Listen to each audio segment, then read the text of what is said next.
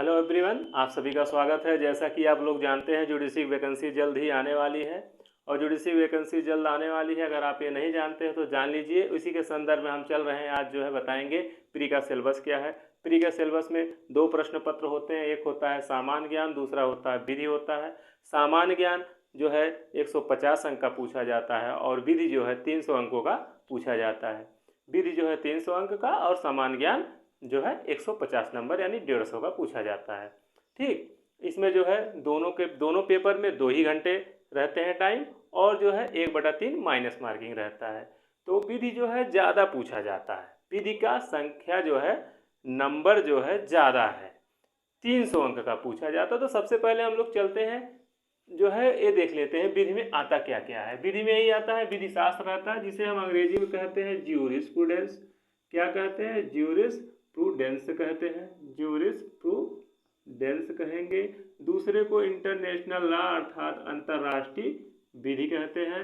तीसरा को वर्तमान अंतर्राष्ट्रीय प्रकरण यानी इंटरनेशनल एक करंट होता है। और चौथा जो है संविधान अर्थात कॉन्स्टिट्यूशन है। ठीक, और पांचवा जो है टीपीए अर्थात संपत्ति अंतरण अधिनियम। और छठा भारतीय साक्ष्य अधिनियम यानी एविडेंस। और सातवां है भारतीय दंड संहिता अर्थात आईबीसी। और आठवां है सिविल प्रक्रिया संहिता सीपीसी। और नौवां है दंड प्रक्रिया संहिता आईपीसी। 10वां एवं लास्ट है कॉन्ट्रैक्ट भारतीय संविदा अधिनियम, जिसे हम अंग्रेजी में कॉन्ट्रैक्ट कहते हैं। यही 10 सब्जेक्ट है इसमें विधि में। ठीक है, आते हैं सामान्य ज्ञान में क्या क्या आता है, इसको देख लेते हैं।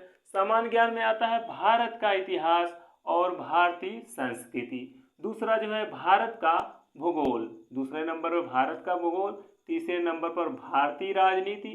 चौथे पर वर्तमान राष्ट्रीय मामले और सामाजिक सुसंगति के विषय हैं।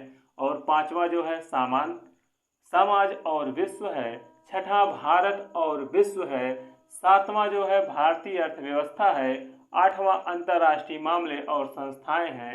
नौवां विज्ञान और प्रौद्योगिकी है। 10वां संचार एवं अंतरिक्ष के क्षेत्र से संबंधित प्रश्न जो है पूछे जाते हैं। ठीक है, यही देखिए सिलेबस तो कवर हो गया। सिलेबस क्या है, फर्स्ट पेपर क्या है और सेकंड पेपर क्या है, ये तो मोटी मोटा क्लियर हो गया। इसका ना स्क्रीनशॉट ले लीजिए, क्या क्या जो है आएगा स्क्रीनशॉट ले लेंगे तो आपके पास हो जाएगा डॉक्यूमेंट स्वरूप में। इसको पढ़ने के लिए थोड़े हम विधि बताते हैं, क्या है कि आप क्या क्या लेंगे, इसको कैसे सॉल्व करेंगे। इसको समझने से पहले थोड़ा ये देख लीजिए। सिर्फ इसमें अगर हम विधि शास्त्र को छोड़ दें और अंतर्राष्ट्रीय जो वर्तमान अंतर्राष्ट्रीय प्रकरण है इसको छोड़ दें, इसके अलावा एक ये हो गया, दूसरा ये हो गया, तीसरा, चौथा, पांचवा, छठवां, सातवां और आठवां, ये सब जो है बेयर एक्ट पर आधारित है। ये सब जो है इसका बेयर एक्ट है। तो सॉल्व क्या करें, कैसे करेंगे, आइए हम बताते हैं आसान सा तरीका। क्या तरीका है? नंबर 1 लीजिए आप, घटना चक्र लीजिए और नंबर 2 बेयर एक्ट लीजिए। नंबर 3 पर अगर आपके पास बुक है तो बुक ले लीजिए, बुक नहीं है तब भी कोई बात नहीं है। ठीक है, घटना चक्र ले लेंगे। इसको सॉल्व कैसे करेंगे? घटना चक्र का कोई भी एक सब्जेक्ट खोलिए, आईपीसी, सीआरपीसी, एविडेंस, जो भी खोलिए, कोई भी खोलिए, एक खोलिए जिसको आपको सॉल्व करना है। ठीक है, उसको लीजिए और सब न सॉल्व करिए, पूरा मत सॉल्व करिए, खोलिए, देखिए उसमें दिया होगा कोई प्रश्न 3 साल, कोई प्रश्न 2 साल, कोई प्रश्न 1 ही साल पूछा होगा। जो प्रश्न 3 साल या 3 साल से अधिक बार पूछा सिर्फ उसी को पढ़िए, उसको खोल के पढ़िए, उसकी व्याख्या देखिए। अगर समझ में आ गया तो बहुत अच्छी बात, अगर नहीं समझ में आया तो क्या करिए, बेयर एक्ट उठाइए और देखिए, बेयर एक्ट ले लेंगे, बेयर एक्ट उठाएंगे, पढ़ेंगे, तब जाके फिर उसको सॉल्व करिए, ऐसे करिए। ठीक है, उसको देखिए, घटना चक्र देखिए, घटना चक्र से अगर आ गया तो अच्छी बात, नहीं समझ में आता तो बेयर एक्ट का वो सेक्शन उठाइए, उसको पढ़ डालिए। बेयर एक्ट के बाद अगर नहीं समझ में आता, वो प्रश्न कई बार पूछा है तो आप क्या करिए, उसका वीडियो देख लीजिए, किसी का भी वीडियो देख लीजिए, हमारी भी कुछ वीडियो पड़ी हुई है उनको देख लीजिए, या किसी और को जिसका आपको अच्छा लगता है उनकी वीडियो देख लीजिए। ठीक है, पहली बार में सिर्फ और सिर्फ आप क्या करेंगे, जो 3 बार या 3 बार से अधिक बार पूछा उसी को सॉल्व करेंगे और दूसरे को नहीं।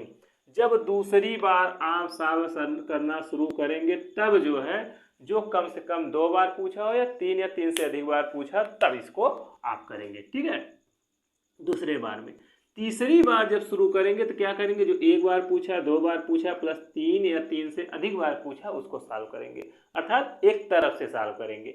ऐसे क्या होगा, आप 3 बार सॉल्व कर लेंगे। और जब पहली बार आप सॉल्व करना शुरू करेंगे, जो 3 बार पूछा है उसको आपको बड़ी जल्दी सी होगी, क्योंकि एक पेपर एक एक पेज पर जो है एक प्रश्न, दो प्रश्न ऐसे ही रहेंगे, जल्दी से आपका सॉल्व हो जाएगा। और दूसरे वाले में थोड़ा सा ज़्यादा टाइम लेगा, तीसरे वाले में सबसे ज़्यादा टाइम लेगा। लेकिन आपको फ़ायदा क्या होगा, फ़ायदा ये होगा कि जो सबसे ज़्यादा बार पूछा है, जिसको वरीयता ज़्यादा देनी चाहिए, आपने उसको ज़्यादा बार पढ़ा, और दूसरे नंबर पर उसको पढ़ा जो कम वरीयता वाला है। तीसरे नंबर पे आप क्या किए कि उसको पढ़े, कौन सा पढ़े, जो एक आखिरी बार पूछा उसको आप पढ़े। तो ऐसे आपने घटना चक्र को 3 बार पढ़ डाला और 3 बार पढ़े, और जो सबसे ज़्यादा बार पूछा उसको सबसे ज़्यादा बार आपने पढ़ा, जो उससे कम बार पूछा उससे कम पढ़े। तो ये सॉल्व करने का आसान सा तरीका होता है, इंटरेस्ट भी बढ़ता है। सॉल्व करके देखिएगा, आसानी होगी। यही बात आप घटना चक्र में भी अपना सकते हैं। सामान्य ज्ञान, जो सामान्य ज्ञान है, यही बात वहाँ भी अपना सकते हैं। सामान्य ज्ञान के पेपर में जो चीज़ें यहाँ पर हमने बताई, ये सब बातें आप जो है वहाँ भी अपना सकते हैं। ठीक है, वहाँ पर बेयर एक्ट की ज़रूरत नहीं पड़ेगी। बुक अगर आप पढ़े हुए हैं तो बुक आपका काम करेगा, अन्यथा नहीं काम करेगा। ठीक।